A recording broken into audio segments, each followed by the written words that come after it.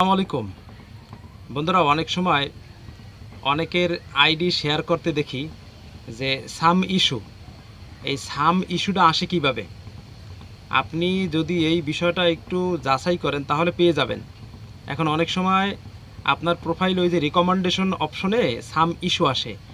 এই সাম ইস্যু আসার কারণে আপনি অনেক পেরেশান হয়ে যান। ফেসবুকে অনেক গ্রুপে পোস্ট দেন, আপনার ওয়ালে পোস্ট দেন। তো এখানে একটা সলিউশন আছে। সলিউশনটা হলো, যদি আপনার সাম ইস্যু আসে তো ওই প্রোফাইল রিকমেন্ডেশনের ওইখানে আপনি প্রবেশ করবেন। প্রবেশ করার পরে আপনি এখানে ওই সাম ইস্যুতে ক্লিক করে দেখবেন কী কারণে ইস্যু আসছে। এখন অনেক সময় ফেসবুক এটাকে ডিলিট করে দেয়। যদি আপনি এই সাম ইস্যুর জন্য কোনো সমাধান না পান, বা ওইখানে কিসের জন্য ফেসবুক সাম ইস্যু দিয়েছে সেটাও খুঁজে না পান, তাহলে আপনাকে আমি একটা বুদ্ধি দিই। আপনি এই কাজটা করবেন। আপনি ফেসবুকের হেল্পলাইনে যে আপনি একটা আবেদন করে রাখবেন যে আপনার ইস্যুটা যাতে রিমুভ করে দেয়।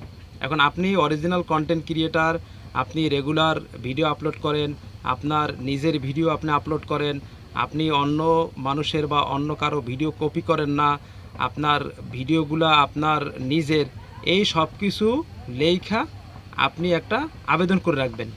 এর পরবর্তী কাজ হলো, আপনি প্রতিদিন টাইম টু টাইম বিগত দিনের মতন যখন আপনি রিলস ভিডিও আপলোড দিচ্ছেন তখন রিলস ভিডিও আপলোড দিবেন আপনার নিজের করা। যখন ভিডিও আপলোড দিচ্ছেন তখন ভিডিও আপলোড দিবেন।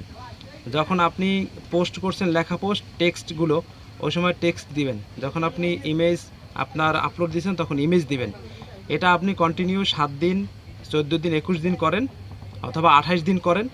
করার পরে দেখবেন ইনশাআল্লাহ আপনার ওই সাম ইস্যুটা চলে যাবে। এখানে আরেকটি বিষয় গুরুত্বপূর্ণ কথা বলে রাখি, ফেসবুক কিন্তু 7 দিন 14 দিনে এই ইস্যু রিমুভ করে না, কমপক্ষে 28 দিনে এই ইস্যুগুলো রিমুভ করে। আর বেশি দিন গেলে আপনার 60 দিন, 90 দিন এর ভিতর আপনার ইস্যু রিমুভ করে দেবে। তাহলে আপনি অপেক্ষা করেন। অপেক্ষা করলে অবশ্যই আপনি এর সমাধান ইনশাল্লাহ পাবেন। তো বন্ধুরা, ধন্যবাদ।